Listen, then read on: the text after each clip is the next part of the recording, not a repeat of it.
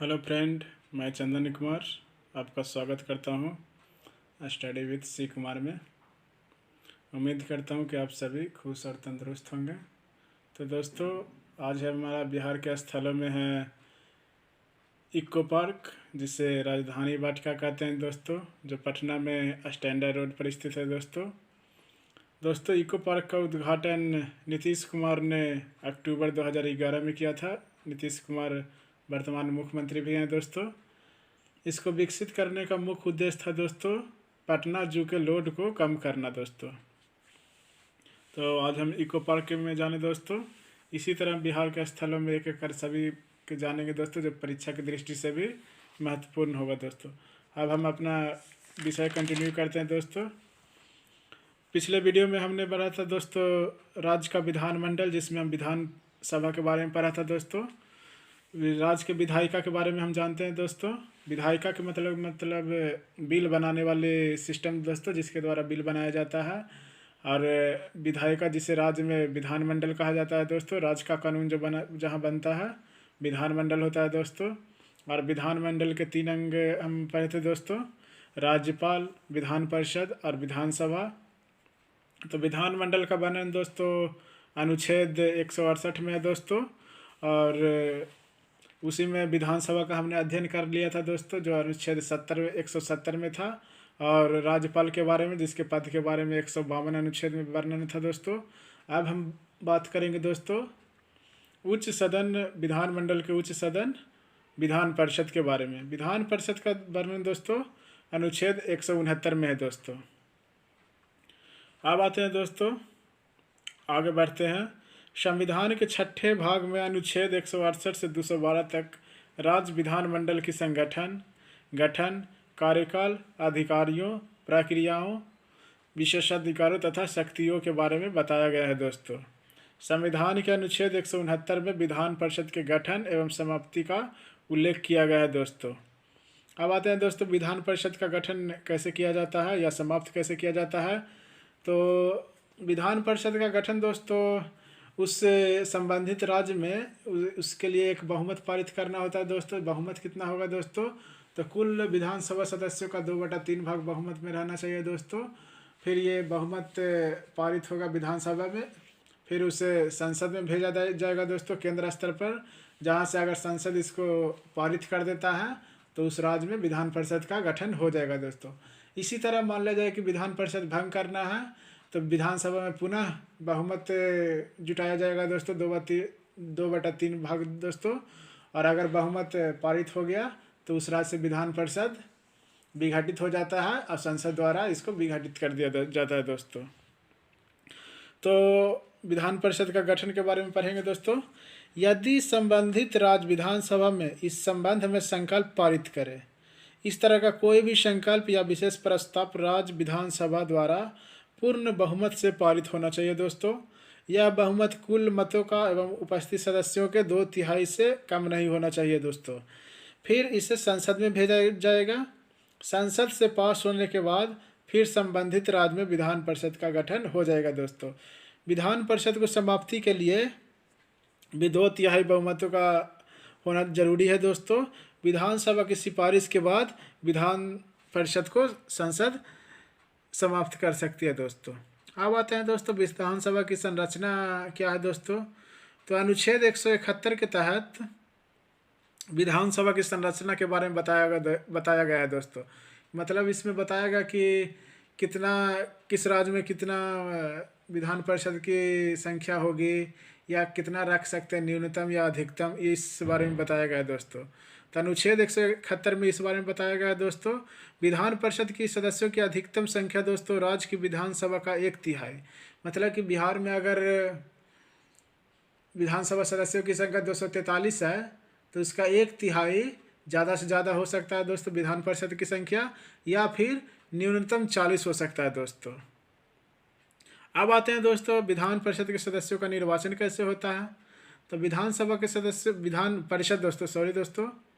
विधान परिषद के कुल सदस्यों में से 1/3 सदस्य स्थानीय निकायों, मतलब ग्राम पंचायत हो गया, वार्ड सदस्य हो गया, ये अलबल, और नगर पालिका, जिला बोर्ड आदि द्वारा चुने जाते हैं दोस्तों। 1/3 सदस्य 1/3 सदस्य का चुनाव विधानसभा के सदस्यों द्वारा होता है दोस्तों। यह भी होता है दोस्तों 1/3 सदस्य का चुनाव। और 1/6 सदस्यों का नामांकन राज्यपाल द्वारा उन लोगों के बीच से किया जाता है जिन्हें साहित्य, कला, ज्ञान, सहकारिता आंदोलन और समाज सेवा का विशेष ज्ञान और व्यवहारिक अनुभव हो दोस्तों। और 1/12 सदस्यों को राज्य में रह रहे 3 वर्ष से अधिक के स्नातक निर्वाचित करते हैं दोस्तों। इसमें क्या है दोस्तों, स्नातक तो होना चाहिए दोस्तों, लेकिन उसका डिग्री का 3 साल से अधिक होना चाहिए दोस्तों। अब आते हैं दोस्तों 1/12 सदस्य जो बचे उनका निर्वाचन भी 3 वर्ष से अध्यापन कर रहे लोग चुनते हैं। लेकिन यह कौन चुनता है, कौन से अध्यापक दोस्तों? इसमें प्राइवेट स्कूल के टीचर नहीं होते हैं दोस्तों, सरकारी स्कूल के टीचर भी होते हैं दोस्तों। और सरकारी स्कूल में भी इनकी योग्यता माध्यमिक स्कूलों से कम नहीं होना चाहिए दोस्तों। अब आते हैं दोस्तों विधानसभा के सदस्यों का चुनाव किस मत के द्वारा होता है? तो विधानसभा के सदस्यों का चुनाव एकल संक्रमणीय मत के द्वारा समानुपातिक प्रतिनिधित्व प्रणाली के माध्यम से चुने जाते हैं दोस्तों।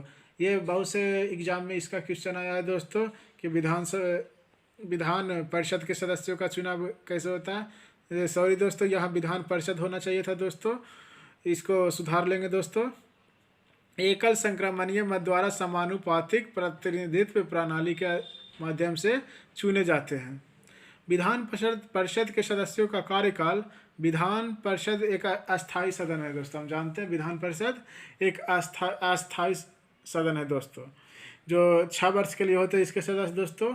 और प्रत्येक दूसरे वर्ष दोस्तों इसका 1/3 सदस्य सेवानिवृत्त होते रहते हैं दोस्तों। और इन्हीं खाली पदों को चुनाव एवं नामांकन हर तीसरे वर्ष प्रारंभ में भरा जाता है दोस्तों। ऐसा नहीं है दोस्तों कि एक बार जो विधान परिषद का सदस्य बन गया वो अब नहीं बन सकता है, ऐसा नहीं है। सेवानिवृत्त सदस्य भी पुनर्चुनाव और दोबारा नामांकन हेतु योग्य होते हैं दोस्तों। अब आते हैं दोस्तों विधान परिषद के सदस्यों की योग्यता क्या है, कौन सा व्यक्ति विधान परिषद का सदस्य बन सकता है? तो पहला, वह भारत का नागरिक हो। दूसरा, 30 वर्ष की आयु पूरा कर चुका हो। और तीसरा, वह पागल या दिवालिया घोषित ना हो। आयु को याद करने का बहुत अच्छा टेक्निक है दोस्तों कि पहले आप विधानसभा का याद करें तो विधानसभा के सदस्यों का आयु कितना है दोस्तों, 25 वर्ष। विधान परिषद के कितना है दोस्तों, 30 साल। और राज्यपाल का कितना है, 35 साल दोस्तों। इसी तरह एक क्रमिक अनुपात में याद कर ले दोस्तों, ऐसे आपको लोड भी नहीं पड़ेगा दोस्तों। विधान परिषद के अध्यक्ष और उपाध्यक्ष का चुनाव, परिषद अपने सदस्यों में से एक को अध्यक्ष के रूप में चुनाव करती है दोस्तों और एक को उपाध्यक्ष के रूप में चुनती है। अब आते हैं दोस्तों इसके विधान परिषद के कार्य क्या है। तो सरकार का सकारात्मक सहयोग देना, नीति बनाने में सहयोग करना दोस्तों। विधान परिषद का मुख्य कार्य है सरकार का सकारात्मक सहयोग देना और नीति बनाने में सहयोग करना। दूसरा क्या है दोस्तों, अब आते हैं दोस्तों कुछ विधेयक या बिल के बारे में विधान परिषद का क्या कार्य है और अधिकार है दोस्तों। तो एक साधारण विधायक को पास करने का अंतिम अधिकार विधानसभा को है दोस्तों। विधानसभा पर ही अधिकार विधानसभा को है दोस्तों। लेकिन कुछ मामलों में विधान परिषद इसे 4 माह के लिए रोक सकती है दोस्तों। सिर्फ रोक सकते हैं दोस्तों, लेकिन इसे अस्वीकार नहीं कर सकते या इसमें कुछ और नहीं कर सकते। पहली बार में विधेयक को 3 माह और दूसरी माह में 1 माह के लिए रोका जा सकता है दोस्तों। अब आते हैं दोस्तों जिसे वित्त विधेयक या धन विधेयक कहते हैं दोस्तों। इसके अनुसार विधान परिषद का क्या अधिकार है या कार्य है। तो विधान परिषद धन विधेयक में न संशोधन कर सकती है और न ही इसे अस्वीकृत कर सकती है। अगर विधानसभा में कोई धन विधेयक पारित हो गया और उसे विधान परिषद में भेजा गया तो वह न इसे मतलब कि संशोधन कर सकती है, वह न इसमें अस्वीकृत कर सकती है दोस्तों। इसे विधानसभा को 14 दिन के अंतर सिफारिश के साथ या बिना सिफारिश के लौटाना पड़ता है दोस्तों। मतलब कि जब विधानसभा इसको में भेजेगी विधान परिषद में, तो इसे विधानसभा को 14 दिन के अंदर सिफारिश के साथ या बिना सिफारिश के लौटाना होता है दोस्तों। विधानसभा विधान परिषद के सिफारिश को स्वीकार या अस्वीकार कर सकते हैं दोस्तों।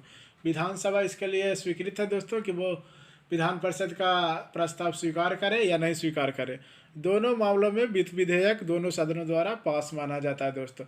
विधान परिषद उसमें अपना अनुमति दे या ना दे, वित्त विधेयक पारित समझा जाता है दोस्तों। अब आते हैं दोस्तों बजट पर क्या अधिकार है विधान परिषद का। तो विधान परिषद बजट पर सिर्फ बहस कर सकती है दोस्तों, मतलब कि सिर्फ बहस करने का अधिकार है दोस्तों, लेकिन अनुदान की मांग पर मत नहीं दे कर सकती है दोस्तों।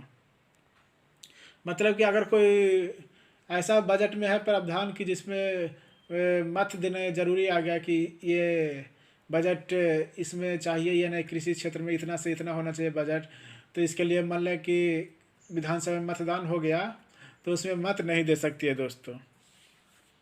अब आते हैं दोस्तों कि वर्तमान में भारत में कितने राज्यों में विधान परिषद का गठन है या हुआ है। तो अभी तक 6 राज्यों में विधान परिषद की व्यवस्था है दोस्तों। जैसे उत्तर प्रदेश में 100 विधान परिषद सदस्य की संख्या है दोस्तों, बिहार में 75, कर्नाटक में 75, महाराष्ट्र में 78, आंध्र प्रदेश में 50 और तेलंगाना में 40। अब आते हैं दोस्तों, हम जानते हैं एक बात और हम समझ लेते हैं दोस्तों, विधान परिषद को गठन या न गठन करना ये राज्य के अपनी मतलब की सोच है दोस्तों। कोई राज्य इसे अधिक खर्चीला समझकर इसे नहीं गठित करती है। ये बिना मतलब का एक पब्लिक का पैसा खर्च करने का एक अड्डा है दोस्तों। इसे कितना विद्वानों ने भी कहा दोस्तों, इसका कोई उपयोग नहीं है। ये सिर्फ वैसे लोगों का एक संगठन है जो मतलब कि चुनाव हार भी जाता है तो उससे उसको सिर्फ सत्ता का सुख मिल जाता है दोस्तों इसके द्वारा, क्योंकि वह विधान परिषद का सदस्य है और उसे सत्ता का सुख मिलते रहता है दोस्तों बिना मतलब का दोस्तों। इसलिए हमारे अनुसार ये विधान परिषद का नहीं होना ही अच्छा है दोस्तों। अब आते हैं दोस्तों बिहार विधान परिषद के प्रथम अध्यक्ष कौन थे। तो राजीव रंजन प्रसाद सिंह थे दोस्तों। और बिहार विधान परिषद के वर्तमान अध्यक्ष कौन है दोस्तों, अवधेश नारायण सिंह है दोस्तों। तो ओके दोस्तों, हम अनुमान करते हैं कि आपको सबको समझ में आया होगा दोस्तों। तो ठीक है दोस्तों, हम आगे की पढ़ाई में अब राज्य की न्यायपालिका से संबंधित लाएंगे वीडियो दोस्तों। ओके दोस्तों, थैंक्स फॉर वाचिंग।